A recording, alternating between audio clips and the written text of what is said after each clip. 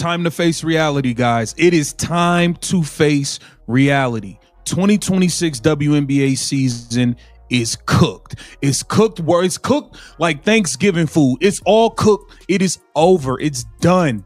Finito. There will be no 2026 WNBA season. As it seems, we were hoping for a 60-day extension because we know the October 31st deadline is 3 days away. Okay, so that's not just some random hot take. The 2026 WNBA season? It's actually cooked, like legitimately dead in the water. And what blows my mind is how everyone's talking about the deadline, but they're missing the real story happening behind the scenes. Because this isn't just about contract negotiations falling apart. There's something way bigger going on here, and by the end of this video, you're gonna see exactly why some people actually want this season to die. I know that sounds insane, but stay with me. 3 days before the October 31st deadline, no extension signed. And here's what's wild. Last time the WNBA went through CBA negotiations, they signed the extension exactly 3 days before the deadline. So we're literally at that same moment right now, and nothing. Radio silence. The Players Association, they're not budging. The league, they're scrambling. But here's the kicker. Hype the video, man. Let's go. I'm pissed. I wanted to see Caitlyn Clark absolutely destroy these ladies this season. I was ready to watch her cook them. Now, you're telling me we can't even get an extension done. This is wild. Let's head to Carly Bell's Twitter. Shout out to her. She said, could have almost guaranteed that the CBA wouldn't be resolved. Did you catch what he just said? He wanted to watch Caitlyn Clark destroy the competition this season, and he's not alone. Millions of new fans showed up last year specifically because of her. The ratings exploded, attendance shattered records, merchandise sales went through the roof. But now, all that momentum might just evaporate into thin air. And get this, there's actually a group of people who benefit from the season not happening. I'm not even exaggerating. Let me break down what's really going on here, because once you see the pattern, you can't unsee it. So Carly Bell, who's been tracking these negotiations closely, drops this bomb on Twitter. She basically says, yeah, we all knew the CBA wouldn't be resolved by October 31st. That's expected. But then she says something that should make your ears perk up. By October 31st. I think we all pretty much could agree on that. However, with the recent public jabs from both the W and the Players Association, an extension could now not happen. It could not. It's not happening, you guys. In my opinion, I think it'd be foolish to not sign an extension, but I understand what the power of not signing one can do. Listen, the ladies in the PA and Unrivaled, Bree Stewart, Nafisa Collier, and all of them, they are feeling like they can hold the W's feet to the fire and force their hand to give them what they want. Hold up. Did she really just say an extension might not happen at all because of recent public jabs? That's code for something way messier. Because here's what most people don't realize. The Players Association literally trawled Adam Silver on Instagram right before all this went down.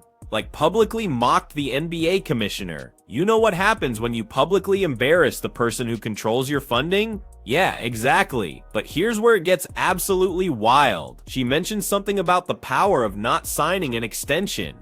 What power? Who benefits from not playing basketball? That doesn't make sense unless you follow the money trail. Unrivaled. That's the name you need to remember. It's this new 3-on-3 basketball league, and suddenly it's everywhere. Breanna Stewart and Nafisa Collier, two of the biggest names in women's basketball. They're the ones behind it, and check out the timing here. Right as WNBA negotiations collapse, Unrivaled is ramping up. Players are already signing contracts with them. They've got investors throwing millions at them. And if there's no WNBA season in 2026, no season, no extension is better for Unrivaled, because that's where all the players are going to be. You already know that players have already agreed to contracts with Project B. That's already out there. They've already been in negotiations and signed WNBA players. This is happening. The WNBA players don't feel like they need to sign an extension or they need to have a season unless the W is going to give them every single thing they want. They want to be able to go make money in Project B. They want to be able to make their money in Unrivaled, and they want to be able to make their money in the WNBA. Okay, so let me make sure you're catching this. The players want to make money in Project Ben. That's another competing league. They want to make money in Unrivaled, and they want to make money in the WNBA. 3 different leagues, 3 different paychecks. But here's the problem. The WNBA season overlaps with when these other leagues want to operate. So what's the solution? Simple. Kill the WNBA season. Force the league's hand. Make them so desperate that they'll agree to literally anything, including letting players bounce between competing leagues whenever they want. This is classic negotiation warfare. The players think they have all the leverage because they've got backup options now. They're basically saying, give us everything we want, or we'll just go play somewhere else. And you know what? They might be right. But here's what nobody's talking about: the gambling investigation. Oh man, this is where everything gets even more complicated. So right in the middle of all this, the NBA gets hit with a massive gambling scandal. Federal investigation, the whole 9 yards. And it's not just affecting the NBA. No extension is being signed. We watched the Players Association troll Adam Silver on Instagram, and then we saw the NBA get hit with a crazy gambling thing that's trickling down into the WNBA. Now the WNBA injury reporting being investigated. All of these things are happening. Adam Silver has a meeting with the feds on the 31st. You think an extension or a deal with the WNBA is about to be signed on the 31st? Come on, let's be serious here. Let's be serious here. The NBA is the real moneymaker. He needs to get that resolved with the feds first. Did you hear that? Adam Silver has a meeting with federal investigators on October 31st, the exact same day as the WNBA deadline. You think that's a coincidence? Come on. The NBA is the money machine. We're talking billions in revenue. The WNBA, it's still operating at a loss. So if you're Adam Silver and you've got the feds breathing down your neck about gambling violations, and you've also got some women's basketball players demanding more money, which problem are you solving first? The NBA brings in about $10 billion a year. The WNBA brings in maybe $200 million. It's not even close. So yeah, Silver's priorities are pretty clear right now. And the players, they know this. They can see he's distracted. They can see the league is vulnerable. So they're pushing harder than ever. But here's what's so messed up about all this. There's one person who's caught in the absolute middle of this disaster, and she had nothing to do with creating it. Nafisa Collier is conveniently name dropping Caitlyn Clark now. Every 30 seconds, she's saying this girl name. Every 30 seconds. She can't sneeze without Caitlyn Clark. She can't sneeze without Caitlyn Clark name coming out her mouth. All for her own personal gain and benefit, not because she cares about Caitlyn at all. Let's be clear, she had nothing to say about Caitlyn Clark being targeted for the last 2 years. Nothing to say about it. Now you're conveniently talking about conversations with Kathy Engelbert that we don't know if they happened or not. Caitlyn Clark. Every 30 seconds, her name gets dropped. And not because people care about her, because they're using her. Let me explain what's happening here, because this is some next level manipulation. Nafisa Collier, one of the Unrivaled founders, suddenly can't stop talking about Caitlyn Clark. Every interview, every podcast, every social media post. Caitlyn this, Caitlyn that. But where was all this love when Caitlyn was getting absolutely brutalized on the court last season, when she was getting cheap-shotted, when players were openly targeting her, when the physical play against her was borderline assault? Nafisa had nothing to say then. Complete silence. But now that Unrivaled needs publicity and legitimacy, now that they need to attract casual fans who only started watching because of Caitlyn, suddenly she's everyone's best friend. It's so transparent, it's almost insulting. And get this, Nafisa claims she had conversations with WNBA Commissioner Kathy Engelbert about Caitlyn. Private conversations about protecting her, about acknowledging her impact. Really heartfelt stuff, right? Except she called you a liar. She said you're a liar. Caitlyn Clark says she never heard about this until you got on a podium and said it in front of the world. That's a little shady to me.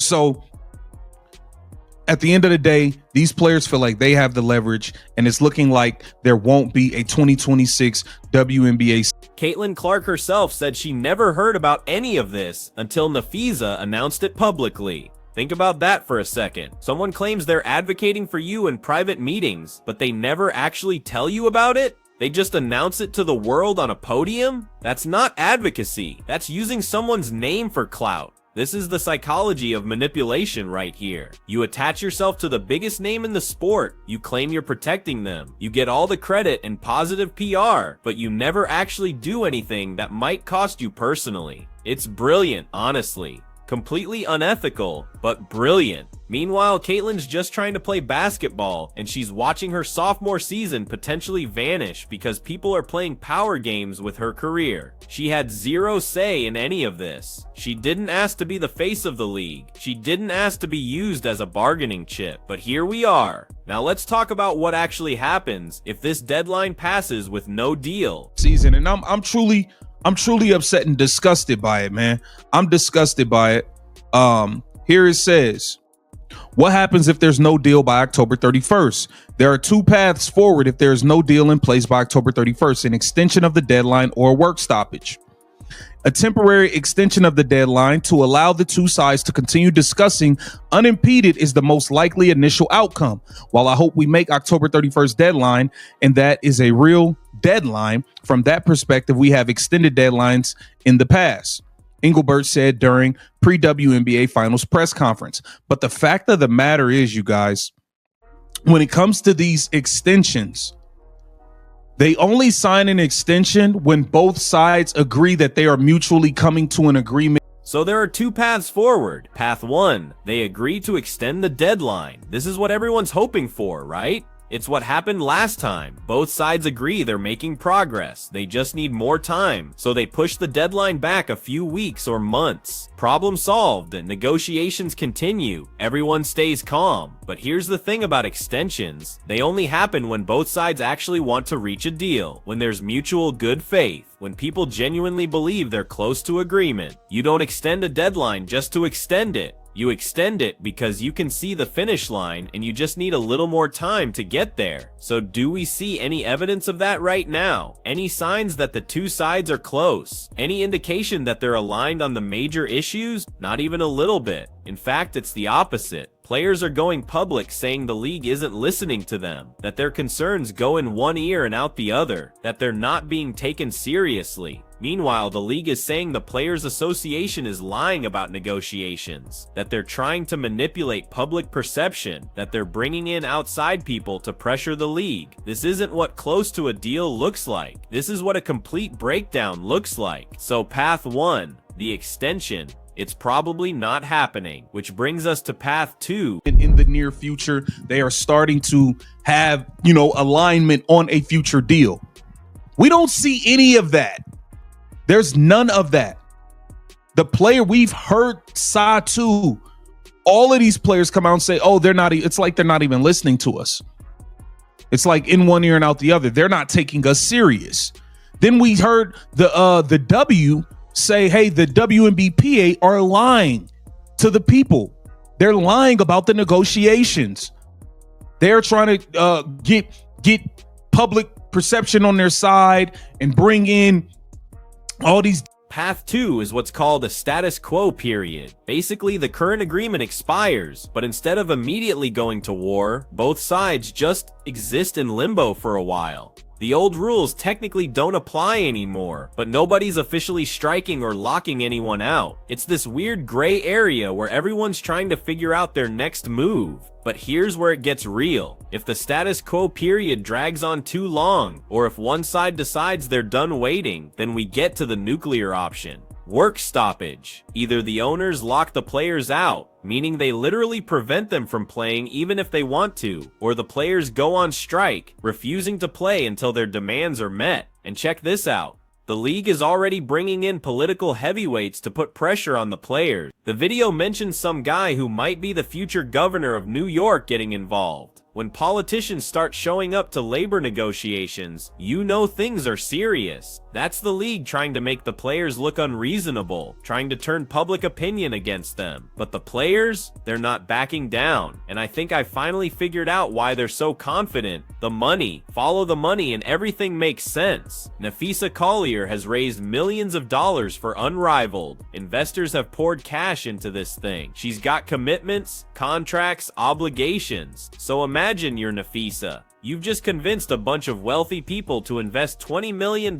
in your league. You've promised them returns. You've sold them on the vision. And then what? You're gonna turn around and tell those investors, sorry, actually I'm going back to play in the WNBA full time. Unrivaled is just a side project now? Are you kidding me? They'd sue you into oblivion. You'd never raise money for anything ever again. Your reputation would be destroyed. So Napheesa needs Unrivaled to be the priority. She needs it to be the main event, not the sideshow. And the best way to make that happen? Make sure there's no WNBA season competing for attention and players.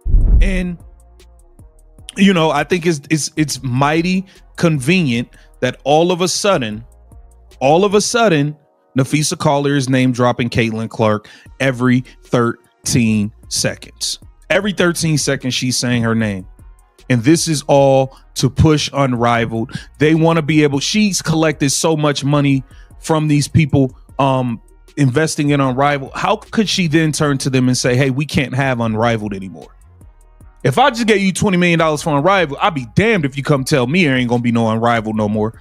And you ain't playing it. You've lost your mind. Napheesa Collier, I don't believe none of these people. I think it's some shady stuff going on. And I still stand on the side. Kathy Engelberts needs to be fired immediately. Listen to how he breaks this down. Low down, dirty stuff.